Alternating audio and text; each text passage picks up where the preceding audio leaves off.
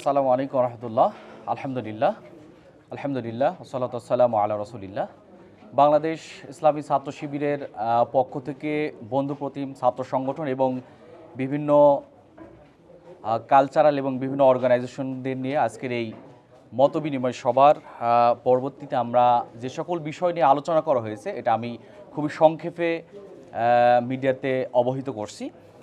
বর্তমান পরিস্থিতি নিয়ে সকল ছাত্র সংগঠনের মূলত মতবিনিময় ছিল যে দেশের বিরাজমান পরিস্থিতি অস্থিতিশীল এবং এই অস্থিতিশীল পরিবেশ সৃষ্টি করার জন্য আওয়ামী লীগ থেকে শুরু করে বিভিন্ন আওয়ামী লীগের অঙ্গ সংগঠন ইভেন আমরা দেখতে পাচ্ছি এখন বর্তমানে এই ইসকন সহ উগ্র বিভিন্ন সংগঠন অস্থিতিশীল পরিবেশ সৃষ্টি করে যাচ্ছে। এই সকল ব্যাপারে ইসলামী ছাত্র শিবির এবং এখানে উপস্থিত প্রায় 34টি ছাত্র সংগঠন তারা একমত যে বাংলাদেশের যে কোনো প্রেক্ষাপটে যে কোনো পরিস্থিতিতে তারা এক হয়ে সেই সকল পরিস্থিতি ফেস করতে চায় এবং এর যৌক্তিক জবাব দিতে চাই যেন যে গণ অভ্যুত্থান বা বিপ্লব যে ঘটেছে সেই বিপ্লবকে কেউ যদি প্রতিহত করতে চায় সেই বিপ্লব প্রতিহত করার ষড়যন্ত্রের বিরুদ্ধে ছাত্র জনতা যেভাবে বিপ্লব সংগঠিত করেছে একইভাবেই এখন এসে সেই ছাত্র সংগঠনগুলা ছাত্র জনতা সকলকে নিয়েই মাঠে ভূমিকা রাখতে চাই।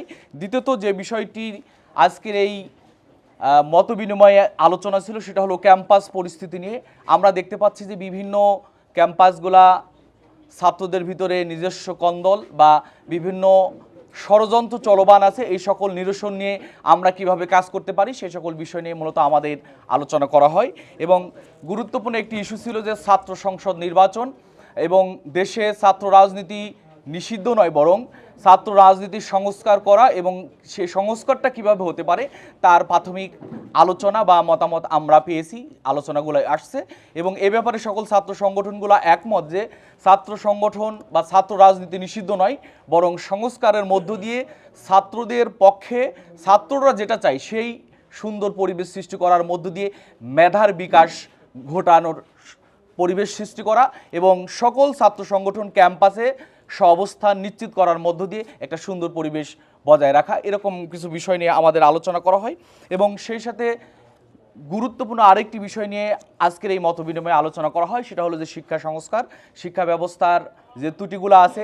আমাদের শিক্ষা ব্যবস্থা আধিপত্যবাদীদের অনুকূলে গড়ে উঠেছে এবং আমাদেরকে মেরুদণ্ডহীন হিসেবে গড়ার যে ষড়যন্ত্র করে আসা হয়েছে তার প্রতি উত্তরে শিক্ষা সংস্কার কেমন হতে পারে এবং যে শিক্ষার মধ্য দিয়ে আমরা একটি সমৃদ্ধ জাতি গঠন করতে পারবো সে সকল বিষয় নিয়ে মূলত আজকের এই মতবিনিময়ে আলোচনা করা হয়। সর্বশেষ বৃহত্তর যে কোনো ইস্যুতে সকল ছাত্র সংগঠন এক, এ ব্যাপারে কারো কোনো দ্বিমত নেই এবং যদি বলি এই প্রজন্ম আওয়ামী ফ্যাসিবাদের বিরুদ্ধে এক, এ ব্যাপারে আমাদের ছাত্র সংগঠন এবং ছাত্র জনতার ভিতরে কোনো বিভেদ নেই।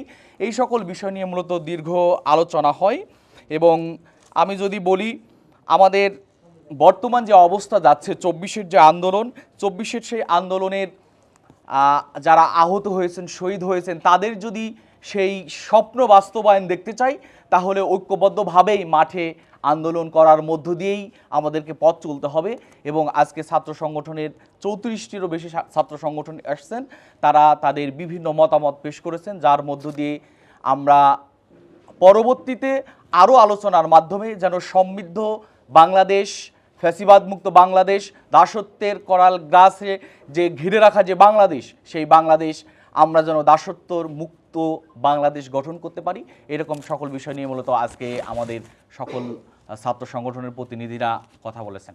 জি, সবাইকে ধন্যবাদ এবং এটা আলোচনাটা সবসময় আরও অব্যাহত থাকবে এবং বৈষম্য বিরোধী ছাত্র আন্দোলনের দায়িত্বশীল যারা আছেন স্পেশালি হাসান আব্দুল্লাহ ভাই আসছেন তারা সহ রেগুলারই আমাদের এই ধরনের মিটিং অব্যাহত থাকবে বলেও আমরা আলোচনা করেছি এবং মোটামুটি সবাই একমত পোষণ করেছি। সম্ভবত এই 5-এর মানে পট পরিবর্তনের পর এটাই আপনাদের ছাত্র সংগঠনদেরকে নিয়ে প্রথম বসা কোনো প্ল্যাটফর্ম মনে হলো যে একসাথে করে এই ধরনের হয়েছে কিনা আমার জানা নেই আপাতত। বিষয়টা হলো যে এখন আমরা যে উদ্ভূত পরিস্থিতিতে আমরা দেখছি যে ছাত্রদের মধ্যে কিছু ধরনের বিভাজন সৃষ্টি হয়েছে, কিন্তু কলেজ গ্রুপ হয়ে কিছু ধরনের কোন্দলের ঘটনা আমরা পেয়েছি। বিভিন্ন ক্যাম্পাসে আমরা দেখছি যে আধিপত্য নিয়েই সংঘর্ষের ঘটনাও ঘটছে, দখল এসব নিয়ে আসলে আপনারা কিভাবে কাজ করবেন এবং আপনারা এই ছাত্র সংহতি যে কর্মসূচি পশ্চিমবঙ্গ থেকে দেওয়া হয়েছে, তো সেখানে আপনারা একসাথে কোনো কর্মসূচি করবেন কিনা, নাকি আপনারা যেমন এককভাবে কর্মসূচি দিয়েছেন সেভাবেই চালিয়ে যাবেন?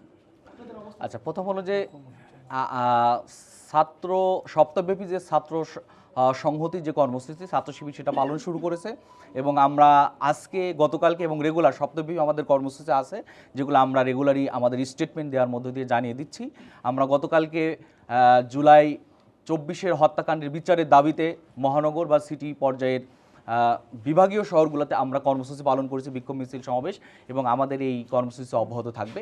আর ক্যাম্পাসগুলোতে যে ছাত্রদের বিরুদ্ধ বিভেদ তৈরি হচ্ছে এর সমাধান হতে পারে খুব দ্রুতই যদি ছাত্র সংসদ নির্বাচন হয় এবং যারা ছাত্রদের দাবির কথা, তাদের অধিকারের কথা ছাত্র প্রতিনিধিদের কাছে গিয়ে বলতে পারবে, এটা যদি আমরা কার্যকর করতে পারি সকল ছাত্র সংগঠনের ঐক্যবদ্ধ প্রচেষ্টার মাধ্যমে, তাহলে এই ধরনের সমস্যা থাকবে না বলে আমরা বিশ্বাস করি। কোনো ইন্ধন দেখছেন কিনা? নিঃসন্দেহে এর ভিতরে ইন্ধন আছে এবং আমার কাছে মনে হয় যে যে ক্যাম্পাসগুলোতে সংঘাত হচ্ছে সে সংঘাতে আমি প্রথমত মনে করি যে এটার সুষ্ঠু তদন্ত হওয়া উচিত এবং সরকারও এখানে কার্যকর ভূমিকা রাখে নাই বলে এটা প্রমাণিত হয়েছে অন্তর্বর্তীকালীন এই সরকার। এবং বিভিন্ন মহল, বিভিন্ন জায়গা, স্পেশালি ফ্যাসিবাদের দোসররা এখনও দেশ থেকে যায় নাই, তাদের দোসরদের নগ্ন হস্তক্ষেপ আছেই। তারা তো নিঃসন্দেহে তারা এই ধরনের ক্যাম্পাসগুলোতে অস্থিতিশীল পরিবেশ সৃষ্টির জন্য প্রচেষ্টা চালিয়ে যাচ্ছে। মঞ্জুর ভাই, একটা বিষয় হলো যে 34টি ছাত্র সংগঠনের প্রতিনিধি আজকে আপনাদের সাথে জয়েন করছে, তো সেক্ষেত্রে ছাত্রদল যেহেতু একটা সংগঠন, তারা কি ইনভাইটেশন পেয়েছে কিনা বা তারা আমরা বাংলাদেশের ম্যাক্সিমাম সকল ছাত্রদল সহ সকল সংগঠনকে ইনভাইট করছি, আমরা সবাইকে দাওয়াত দিয়েছি, অনেক ছাত্র সংগঠনে আসছে। কিন্তু ছাত্রদলের বিষয়টা আপনারা কিভাবে দেখছেন? আজকে তাদের প্রতিনিধিত্ব আমরা কাউকে দেখছি না এখন হয়তো তাদের নিজস্ব কোনো ব্যস্ততা বা তাদের কোনো সাংগঠনিক কার্যক্রমে ব্যস্ত থাকার কারণে হয়তো উপস্থিত হতে পারে নাই। তবে তাদের সাথে আমাদের ব্যক্তিগত যোগাযোগটা খুবই চমৎকার এবং আমরা আমাদের বিভিন্ন মিটিংগুলোতে তাদেরকে রেগুলারই ইনভাইট করে থাকি। সংখ্যা যদি বলা যায় কতটা আছে সংগঠন আছে আপনাদের? আচ্ছা, এটা আমরা বলেছি, এখানে 34টি ছাত্র সংগঠন সহ কিছু কালচারাল সামাজিক সংগঠন সহ 34টি সংগঠন আসছে।